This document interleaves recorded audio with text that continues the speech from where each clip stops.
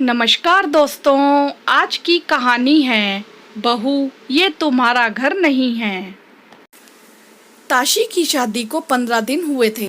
यहाँ पर यह कहना गलत ना होगा कि ताशी की शादी बड़ी विषम परिस्थितियों में हुई थी, क्योंकि उसके पिता कैंसर से पीड़ित थे और बेटी की शादी देखने के इच्छुक थे। तभी जल्दी जल्दी में तय होकर शादी कर दी गई। ससुराल में अभी नया माहौल था तो ताशी भी थोड़ा संकोच करती थी। ताशी पूरी कोशिश कर रही थी सबसे तालमेल बिठाने में, घर के काम सीखने में, हर लड़की की तरह अपनी पहले और शादी के बाद की जिंदगी में सामंजस्य स्थापित करने में। कम उम्र और कम परिपक्व होने के कारण कहीं ना कहीं चूक हो ही जाती थी। सभी लोग सुलझे हुए थे, बस ताशी को डर लगता था तो सिर्फ सासू माँ विनीता जी से, क्योंकि वह अक्सर छोटी छोटी बातों पर भी बड़ी प्रतिक्रिया दे देती थी और सीधी बात न कहकर तानों के रूप में बात करना ज्यादा पसंद करती थी। बाद में पति वरुण और नंद सोनल दोनों मिलकर बोलते, मम्मी की बात एक कान से सुनो और दूसरे कान से निकाल दिया करो। सब कुछ ठीक ठाक चल रहा था कि एक दिन ताशी के भाई का फोन आया कि लाडो तू जल्दी आ, पापा नहीं रहे। भाई के ये शब्द सुनते ही मानो ताशी के पैरों के नीचे से जमीन खिसक गई। वह वहीं निर्जीव सी बैठ गई। उसके मन में यही चल रहा था कि काश यह बुरा सपना हो और अभी जागने पर सब कुछ सही सलामत मिले। इस बुरे समय का सामना करने की हिम्मत नहीं थी उसमें, पर कहते हैं कि जब ऊपर वाला दुख देता है तो उसको सहन करने की शक्ति भी देता है। ताशी ने खुद को संभालने के साथ साथ अपनी माँ को भी संभाला। अपने पिता के मृत्युपरांत संस्कारों को संपन्न कराने तक अपनी माँ के साथ ही रही। 15 दिन के बाद ताशी अपने ससुराल लौटी तो हर किसी ने उसकी पीड़ा बांटने का प्रयास किया, सिवाय उसकी सासू माँ के। उसके मुंह से बहू के दुखी मन को सहलाने के लिए 2 स्नेह के शब्द तक ना निकले। ताशी का किसी काम में मन नहीं लगता तो बस किसी तरह काम निपटाती और बैठकर अपनी माँ के बारे में सोचकर रोती रहती। 3-4 दिन तो विनीता जी चुप रही, पर अगली सुबह जब ताशी 9 बजे नहाकर आई तो उस पर बरस पड़ी। ऐसा है बहू, यह तुम्हारा घर नहीं है जो जब मन करे तब उठकर आओ। यहाँ तुमको नियम कायदों के साथ रहना पड़ेगा। आखिर कब तक यूं मातम मनाती रहोगी? दुनिया किसी के जाने से रुकती नहीं है। अब खाने की तैयारी करो। ताशी तो मानो जड़ हो गई। उसको सास से इस तरह की प्रतिक्रिया की उम्मीद नहीं थी। उसने सोती हुई सोनल पर नजर डाली तो अपनी माँ के घर पर अधिकार के साथ 9 बजे तक सोई हुई थी और फिर अपने बारे में यह सोचने पर मजबूर हो गई कि वास्तव में मेरा घर है कहाँ। पापा तो अभी तक यही रटते रहे कि अपनी लाडो को उसके घर पहुँचा दूँ, तब सुकून से मर सकूंगा। वह क्रोध और दुख के इस मेल को बर्दाश्त नहीं कर पा रही थी। उसके मन में बार बार यही प्रश्न उठ रहा था कि कोई औरत ही दूसरी औरत के प्रति कितनी संवेदनहीन कैसे हो सकती है। क्या दूसरे रिश्तों को खोने में और माता पिता के खोने में कोई फर्क नहीं होता है?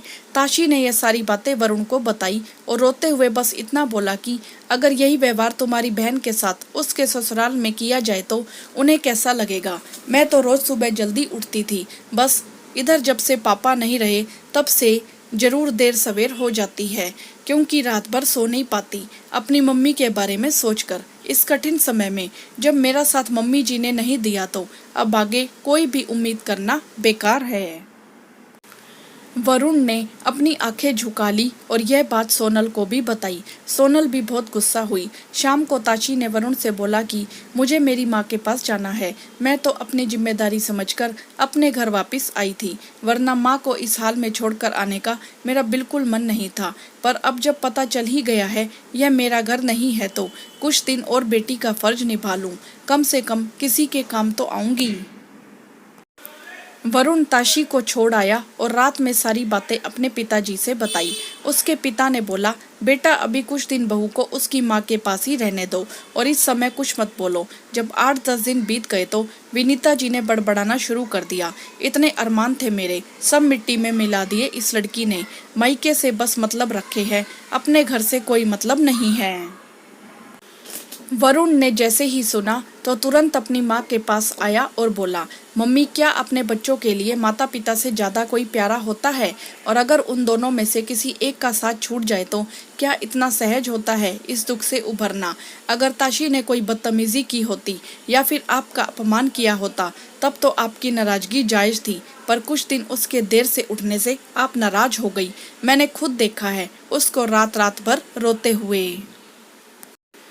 इस कठिन समय में अगर आप एक बार उसके सिर पर प्यार भरा हाथ फेर कर कह देती कि बेटा परेशान मत हो, मैं हूँ तेरे साथ, तो माँ आपके यह शब्द जादू का काम करते उस पर, क्योंकि सारे परिवार का प्यार एक तरफ और बहू के लिए सास का प्यार एक तरफ होता है।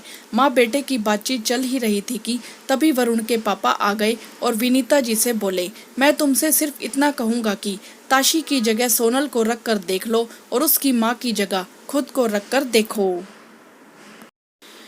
पति के मुंह से ऐसी बातें सुनकर विनीता जी रो पड़ी और बोली, ऐसा ना बोलिए। वरुण के पापा बोले, दूसरों के दुख को महसूस करना सीखो विनीता, इस दुनिया में कभी भी किसी के साथ कुछ भी हो सकता है और फिर अब बहू हमारे घर का हिस्सा है।